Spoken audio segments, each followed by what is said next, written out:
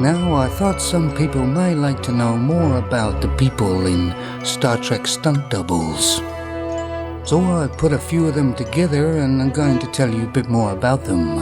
And some people who are not interested, too bad, I'm doing it anyway.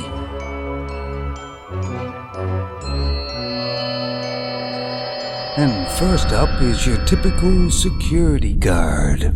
Red shirt, sporting a utility belt with definitely a phaser on board. Now, all these guards are completely trained in Titsu and very fit. Not everybody passes to become a security guard.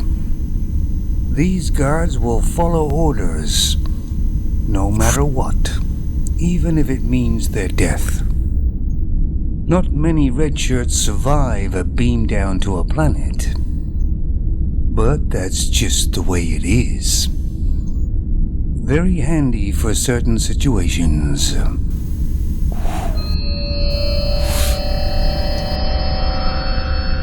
And here we have Mr. Goffrey, the helmsman of the ship.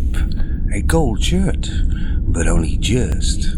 Not the sharpest tool in the box, but his heart's in the right place, even if everything else isn't. He looks like he cuts his own hair with something or other. Not generally taken down to the planets for an away team. He can sometimes be very intelligent, but unfortunately they are very rare occasions. But generally he does his job well. Generally.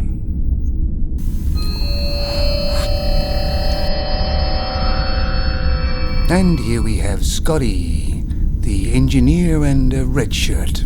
Although he doesn't have to worry about beaming up and down on planets. He always survives. Loves being near the engines. And loves gadgets. But an important member of the team, especially if the captain wants more power. And an important member of the crew, as you can see by the waist sash. Has an accent of some sort. I don't know whether it's Scottish, but it comes and goes too. Welcome aboard, Scotty.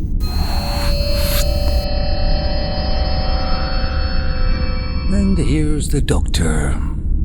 And he wears a waist sash because he's an important person on the ship. Wears glasses, but I don't think he needs them. It just makes him think he looks more intelligent. It's not working, Doctor. Likes to get his scanner out every now and then, which also doubles up as a flashlight. Not the happiest of persons on the ship. I always thought it was a bit odd, only one doctor on a ship this size, but never mind. But still a necessary part of the team.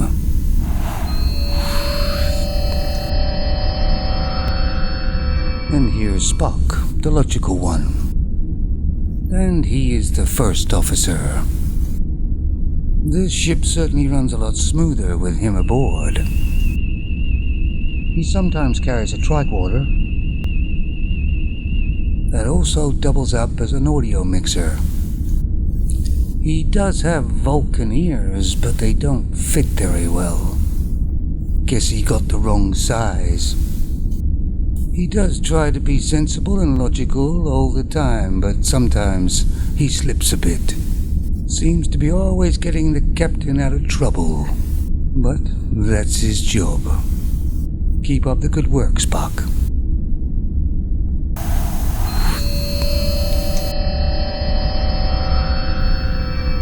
Oh, it's Nomad. He was in the episode in the Tosh called The Changeling.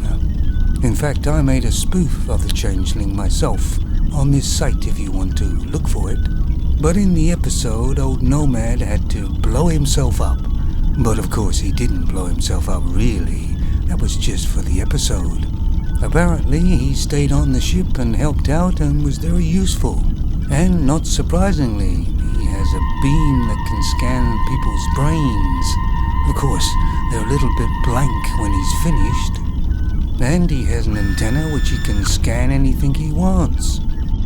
And he has a very good protective force field.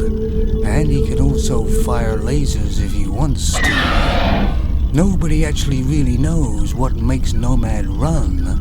but they all agree he's very powerful. You see, the story went that two probes kind of met each other in space, one from Earth and one from an alien planet, and they kind of collided and damaged each other and then sort of fixed each other into one. And I thought that was a pretty good idea, really, and a fairly good episode. In fact, they did it again, didn't they, for Voyager, which was actually Voyager, which wasn't a bad film. No, for me, Nomad has earned his place, and he stands proudly.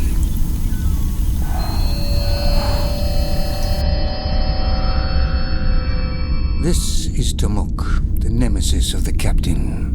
They had a battle a long time ago. The captain won, but didn't kill Tomok, so he lost his honor to his people and was humiliated, and they shunned him. He's always trying to humiliate the captain, and to try and get even, armed with a Nerf gun that is really not very dangerous, but it has been adapted to fire lasers.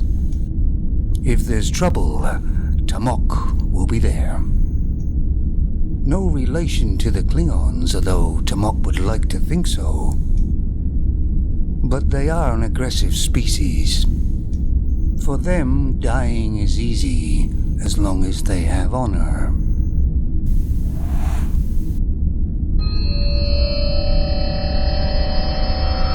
Then here's the captain, the main man. He's a pretty good captain, fairly easygoing. And he has a lot in common with the crew. And he has a few gadgets. A communicator enables him to communicate with the ship. Beam me up, Scotty.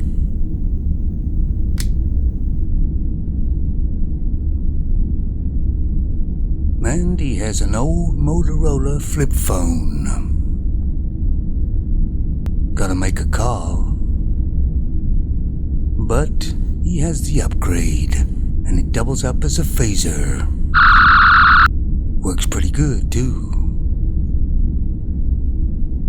So there's the boys, called Star Trek Stunt Doubles. I've already done a few skits. If you want to see them, they're in the playlist. I may make some more, I'm not sure yet. I'm a bit fickle about it. But thanks for watching, and you take it easy out there now.